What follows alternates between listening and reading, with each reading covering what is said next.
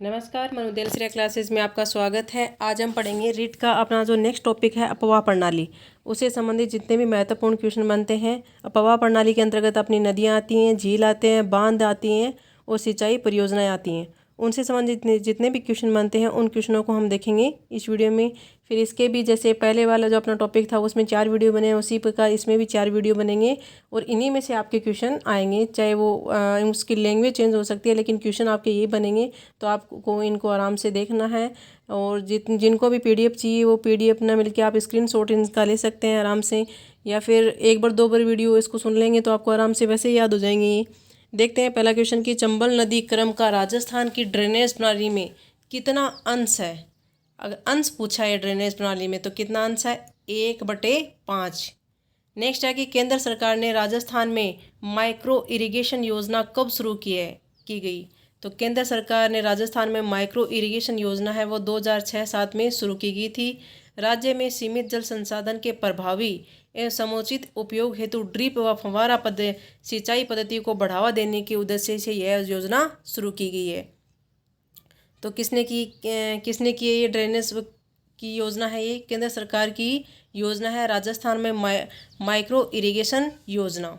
तो ये पूछा जाता है फव्वारा सिंचाई पद्धति या ड्रिप पद्धति, उसको क्या कहा जाता है, माइक्रो इरिगेशन योजना भी कहा जाता है। नेक्स्ट आता है कि सांबर झील को पर्यटन के क्षेत्र में किस नाम से पुकारा जाता है। तो इसे रामसर साइट कहते हैं। राजस्थान में साल्ट म्यूजियम की स्थापना की गई।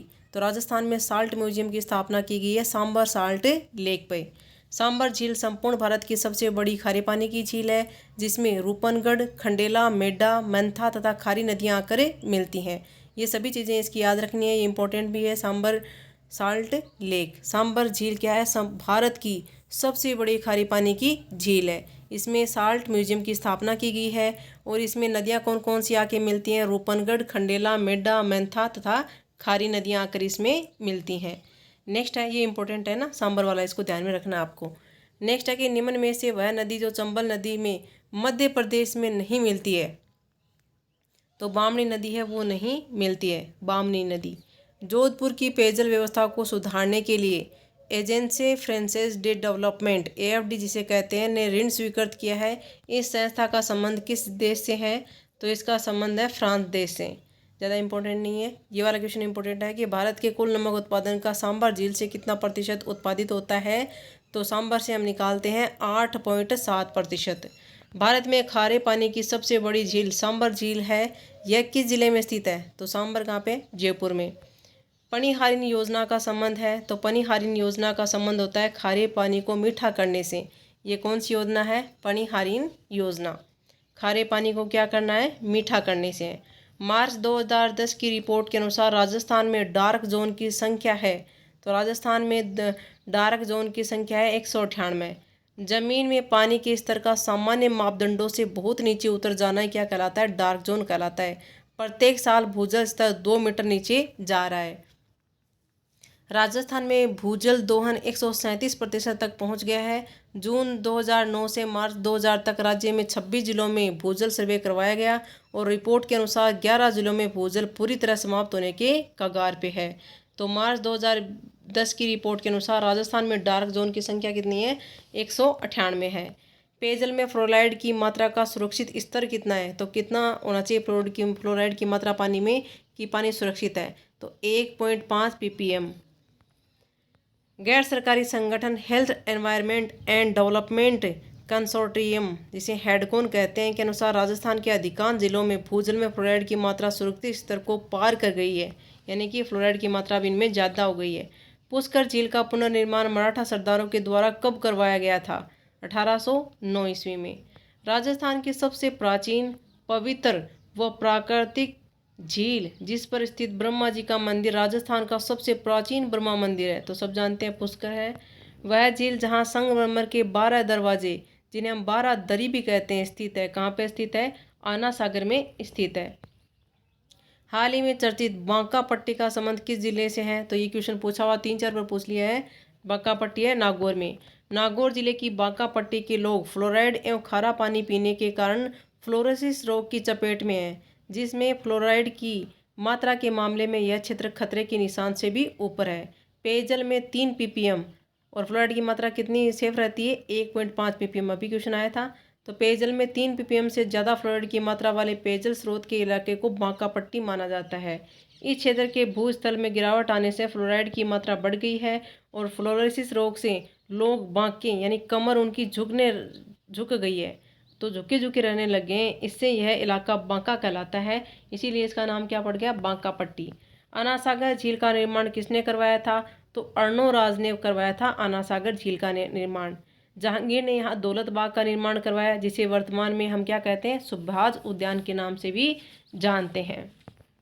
नेक्स्ट है पिछोला झील की वर्तमान में किस झील से जोड़ा गया है। पिछोला झील को किससे जोड़ा गया है, फतेह सागर से जोड़ा गया है। राज्य में भूजल की रासायनिक जांच हेतु निम्न में से किस जिले में प्रयोगशाला स्थापित नहीं है। भूजल की जांच हेतु, रासायनिक जांच हेतु कौन से जिले में प्रयोगशाला नहीं है, तो बाड़मेर में नहीं है, जयपुर में भी है, जोधपुर में भी है, उदयपुर में भी है। आनिया, परवन, छोटी कालीसिंध एवं पार्वती किस नदी की सहायक नदी हैं, तो आनिया, परवन, छोटी कालीसिंध व पार्वती ये चंबल नदी की क्या होती हैं, सहायक नदी हैं। राज्य में सबसे अधिक सतही जल चंबल नदी में ही उपलब्ध है। अगर पूछा जाए कि सतही जल निम्नलिखित में से कौन सी नदी में सर्वाधिक है, तो चंबल नदी में उपलब्ध है। जग मंदिर व जग निवास महल किस जिले पर स्थित है, किस झील पर स्थित है, जग निवास और जग महल ये है पिछोला झील पे। नेक्स्ट आता है कि सन 1795 ईस्वी में पिछोला झील के टूट जाने पर किसने इसका पुनर्निर्माण करवाया, तो महाराणा भीम सिंह ने इसका पुनर्निर्माण करवाया था। मेढा व रूपनगढ़ नदियां किस झील में अपना जल उड़ेलती हैं, तो मेढा और रूपनगढ़ अभी हमने पढ़ा था सांबर में ये अपना जल ले जाती हैं। सांबर लेक अपवा क्षेत्र के अंतर्गत 4 जिलों, ये भी क्वेश्चन पूछा हुआ है कि जो सांबर लेक है वो अपवा क्षेत्र के अंतर्गत कितने जिलों में है, जयपुर, अजमेर, नागौर और सीकर इसमें शामिल होते हैं। जयपुर भी है, अजमेर भी है, नागौर भी और सीकर भी है। इस प्रवाह क्षेत्र में से मेढा नदी उत्तर पश्चिम की ओर से सांबर में गिरने वाली प्रमुख नदी है। रुंडित नदी कहा जाता है। रुंडित नदी किसे कहते हैं, आंतरिक प्रवाह की नदियों को रुंडित नदी भी कहा जाता है। नेक्स्ट आता है कि निम्न में से किस जिले में साबी नदी बहती है, तो साबी नदी बहती है अलवर में। साबी नदी जयपुर व सीकर की सीमा पर सेवर की पहाड़ियों से निकलकर, कहाँ से निकलती है साबी नदी, जयपुर व सीकर की सीमा पर जो सेवर की पहाड़ियाँ हैं वहाँ से निकलकर अलवर जिले में प्रवाहित होती है। तत्पश्चात ये जाती है हरियाणा के गुड़गांव जिले में, कुछ दूरी तक प्रवाहित होकर पटौदी के उत्तर में भूमि में विलीन हो जाती है। बाड़मेर में स्थित वह झील जिसमें 98% सोडियम क्लोराइड की मात्रा पाई जाती है तथा जिसमें खारवाल जाति के लोग परंपरागत तरीके से नमक बनाने का काम करते हैं, तो वो कौन सी है, पचपदरा। डीडवाना झील नमक का निर्माण निजी संस्थाओं के द्वारा किया जाता है, जिसे स्थानीय भाषा में देवल कहते हैं। तो देवल जाति के लोग इस पे क्या करते हैं, देवल, इन्हें देवल जाति भी कहीं लिखा हुआ मिलता है, तो देवल कहा जाता है। जो स्थानीय भाषा में जो निजी संस्थाएं होती हैं वो इस झील से नमक बनाने का काम करती हैं। तो झील का नाम क्या है, डीडवाना। केवल राजस्थान में बहने के आधार पर नदियों की लंबाई के आधार पर निम्न में से कौन सा विकल्प सही है या नहीं है, उस विकल्पों में की दृष्टि से आपको सभी को पढ़ना है। तो बनास, बाणगंगा, माही, चंबल। बनास, बाणगंगा, चंबल, माही। बनास, चंबल, माही, बाणगंगा। बनास, माही, चंबल, बाणगंगा। तो इसमें देख है अपना बनास, बाणगंगा, माही और चंबल। भीमताल प्रपात किस नदी पर है, तो भीमताल प्रपात है वो है मांगली नदी पे। वह झील जिसमें बांडी नदी का जल एकत्रित होता है, तो कौन सी झील है, फतेह सागर झील। सिरोही में स्थित राजस्थान की सबसे अधिक ऊंचाई पर स्थित झील जहां टोडरोक व ननरोक स्थित है, तो नक्की झील में है और इसका निर्माण माना जाता है कि देवताओं ने अपने नाखूनों से किया जाता है और ये कृत्रिम झील भी है। तो सिरोही जिले में स्थित है नक्की झील। सिरोही में स्थित राजस्थान की सबसे ऊंचाई पर स्थित झील जहां टोडरोक व ननरोक स्थित है, तो नक्की झील है। पन्नालाल शाह का तालाब झुंझुनू में किस स्थान पर स्थित है, तो ये है खेतड़ी में। खेतड़ी के राजा अजीत सिंह के आमंत्रण पर पधारे स्वामी विवेकानंद जी को इस तालाब के किनारे बने आवास में ठहराया गया था। जयसमंद झील के पूर्व में कौन सा पठार स्थित है, तो इसको पूरा याद रखना है कि किसके कहने पर स्वामी विवेकानंद जी झुंझुनू आए थे, तो खेतड़ी के राजा अजीत सिंह के आमंत्रण पे ये आए थे और इसी तालाब के किनारे ये रहे थे। तो ये इंपॉर्टेंट क्वेश्चन बनता है। नेक्स्ट है कि जयसमंद झील के पूर्व में कौन सा पठार स्थित है। जयसमंद झील के पूर्व में पूछा है, तो पूर्व महल हसाड़िया का पठार। चोपड़ा झील किस जिले में स्थित है, चोपड़ा झील तो चोपड़ा झील स्थित है पाली में। नेक्स्ट आता है कि बालसमंद झील किस जिले में स्थित है। बालसमंद, बाल छोटा है जो, हाँ जोधपुर है इसमें ना, राइट है। बालसमंद झील किस जिले में स्थित है, जोधपुर में स्थित है। नेक्स्ट है कि निम्न में से कौन सी नदी आदिवासियों की गंगा के उपनाम से प्रसिद्ध है। बहुत बार पूछा हुआ क्वेश्चन है, हर बार एग्जाम में पूछा जाता है, बहुत इंपॉर्टेंट है। माही नदी को आदिवासियों की गंगा भी कहा जाता है। झरनों से सिंचाई की जाती है। झरनों से कहाँ सिंचाई की जाएगी, तो बांसवाड़ा में की जाएगी। किस झील के किनारे प्रतिवर्ष कार्तिक पूर्णिमा को मेला लगता है, वह जहाँ कपिल मुनि का आश्रम स्थित है। तो कपिल मुनि का आश्रम कहाँ पे है, कोलायत में। इसमें ट्रिक भी दे रखी है इसमें, कोलायत, कोलायत कहाँ पड़ता है, बीकानेर में। तो कपिल मुनि का आश्रम स्थित है यहाँ पे, जहाँ पे प्रतिवर्ष कार्तिक पूर्णिमा को मेला लगता है। नाहर राव परिहार ने किस झील के किनारे स्थित अधिकांश घाटों का निर्माण करवाया है।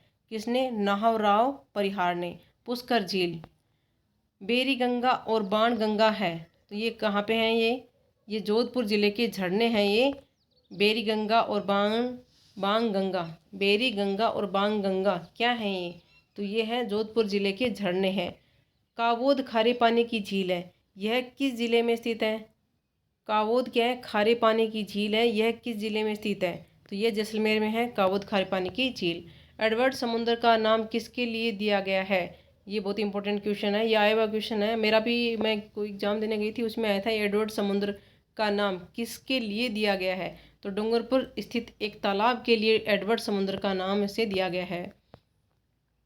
बरसाती पानी के एक छोटे तालाब पोखर को निम्न नाम से भी जाना जाता है, तो उसे ढूंढी है ना, डंडी या ढूंढी भी आता है ना, जैसे घुंडी है ना, वैसे ढूंढी या ढंडी। बरसाती पानी के एक छोटे तालाब पोखर को हम क्या कहते हैं, ढूंढी या ढंडी भी कहा जाता है। जाट शासक राजा सूरजमल द्वारा निर्मित झील कौन सी है, तो सूरजमल ने कौन सी बनाई थी, सुजान गंगा झील का निर्माण करवाया था। नेक्स्ट है कि छतर विलास तालाब किस जिले में स्थित है, तो छतर विलास तालाब है वो कोटा में स्थित है। नेक्स्ट आता है कि डीडवाना झील का नमक कहलाता है, डीडवाना झील का नमक कहलाता है देवल। देवल जो संस्थाएं होती हैं उनको भी देवल कहते हैं, जो नमक निकालते हैं उनको भी देवल कहते हैं, और जो झील होती है डीडवाना झील का नमक है उसे भी क्या कहते हैं, देवल कहते हैं। राजस्थान में रुंडित नदी के नाम से पुकारी जाने वाली नदी कौन सी है, तो बाणगंगा नदी को कहते हैं रुंडित नदी। अर्शी विलास महल है, पिछोला झील पर है अर्शी विलास महल। नेक्स्ट आता है कि लूणी नदी पर बनाया गया बांध कौन सा है, तो लूणी पे कौन सा बांध बनाया गया, जवाई। जवाई को क्या खिला दिया है, नमक खिला दिया है, ठीक है, ऐसे याद रखना है इसको। लूणी नदी पर बनाया गया बांध है जवाई। राजस्थान में जल क्षेत्र पुनः संरचना परियोजना किसके द्वारा घोषित है, तो राजस्थान में जल क्षेत्र में पुनः संरचना परियोजना ये है विश्व बैंक, ये विश्व बैंक के द्वारा क्या है, पोषित किया है संरचना है ये। राजस्थान के जल क्षेत्र पुनः संरचना परियोजना किसके द्वारा पोषित है, तो विश्व बैंक के द्वारा पोषित है। राजस्थान में सर्वाधिक जिलों से होकर बहने वाली नदियां हैं, तो सर्वाधिक जिलों से होकर नदियां बहती है चंबल, बनास और लूणी। आपको 4 ऑप्शन पढ़ने, फिर आपको देना आंसर। चंबल, बनास, लूणी नदी राज्य के 6 जिलों में बहती हैं। चंबल व बामनी नदियों के संगम पर स्थित है, चंबल और बामनी नदियों के संगम पर क्या स्थित है, बैसोरगढ़, चित्तौड़गढ़। पश्चिमी राजस्थान का जल भंडारण की क्षमता की दृष्टि में सबसे बड़ा बांध कौन सा है, तो सबसे बड़ा जल भंडारण की क्षमता कौन रखता है, जवाई रखता है, तो जवाई बांध है। नेक्स्ट है कि जवाई बांध से किन जिलों में पेयजल आपूर्ति की जाती है, तो जवाई किसको आपूर्ति करवाता है, पाली और जोधपुर को। जोधपुर की सबसे पुरानी झील कौन सी है, तो सबसे पुरानी झील अगर देखी जाए जोधपुर की तो वह है बालसमंद झील। ये आपके महत्वपूर्ण क्वेश्चन थे, बाकी के हम पढ़ेंगे अपने नेक्स्ट वीडियो में। Okay, thank you for watching my video.